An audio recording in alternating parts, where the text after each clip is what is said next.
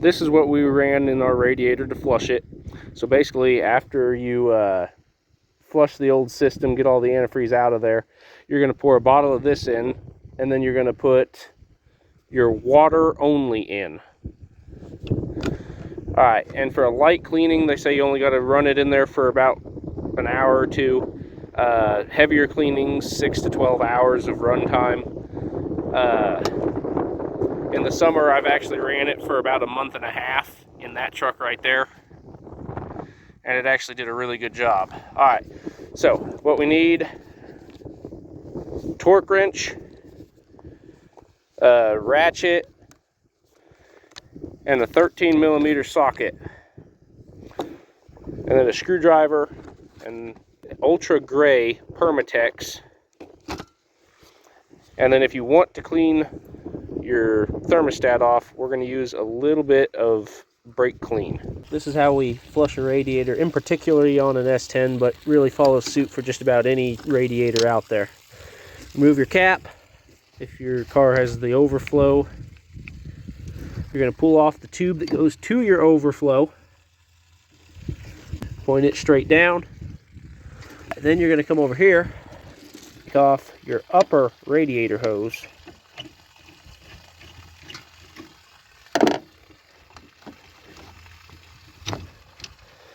Alright.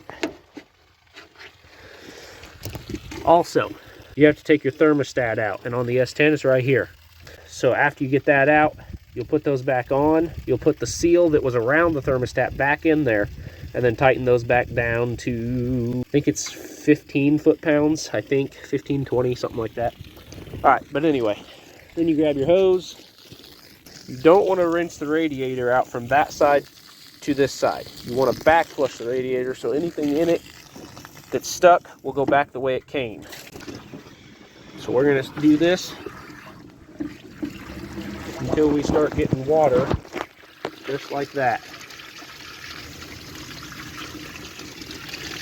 I tried running the Blue Devil radiator flush through this. I highly do not recommend. It did not do anything. The stuff you're seeing coming out right now is actually because we were just had the intake off of this, and we actually found so much junk in it that the stuff we used in it did not do anything. I will show you the stuff I do recommend here in a little bit, but you're just going to keep doing this until the water coming out is perfectly clear.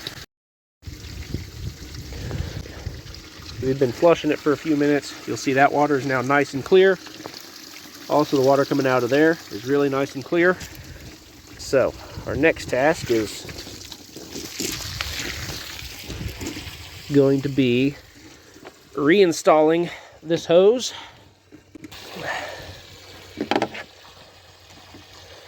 Tighten it back down and make sure those hose clamps are slid pretty far forward. Otherwise they pop off going down the road. And they don't need to be crazy tight, just pretty snug. Now we're going to come over here and rinse out our overflow tank.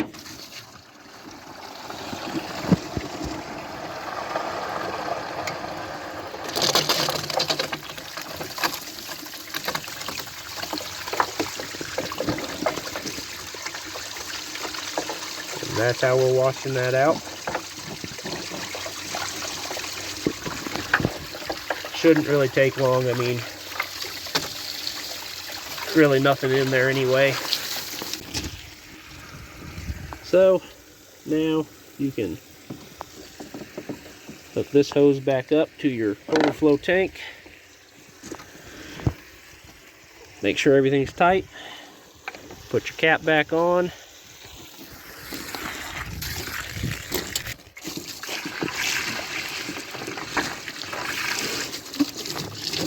Go ahead and make sure it's full.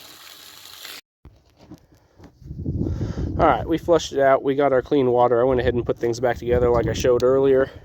So now we're going to take out the two 13mm bolts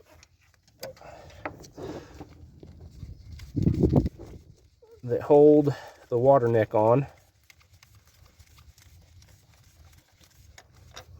Alright. We're going to take that off, and inside of here, an O-ring. Alright, so this is the O-ring I told you about earlier. This is what goes around your thermostat and seals it. So this goes around there.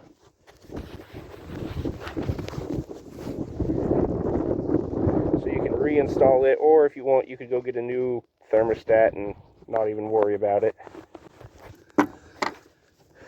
And real quick, there's actually a petcock. I don't know if you can see it down there. That'll actually drain the water from the radiator. We're going to go ahead and release that and go ahead and finish draining all the water that's left in the block. If your petcock won't work or it's stuck, then just take off your lower radiator hose. Alrighty. Now, I'm going to dry this off just a little bit.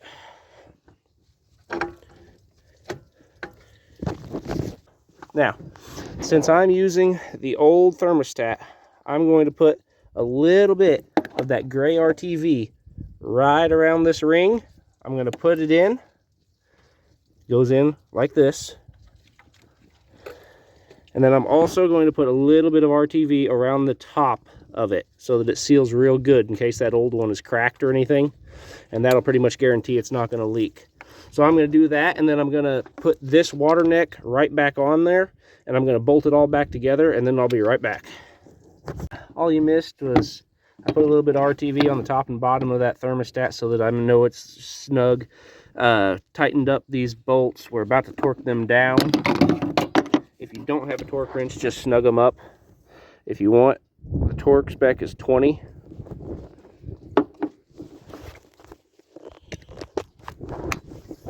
Alright.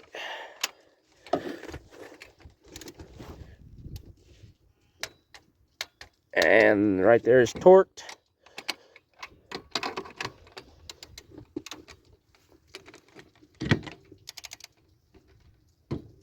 And there is torqued as well. That pretty much sums everything up. You are pretty much done. Now just add a 50-50 mix of water and antifreeze back to the system. Like I said, you want to get all that water out of there before you do all this, so make sure it finishes draining before you fill it back up. And then, yeah, you're good to go.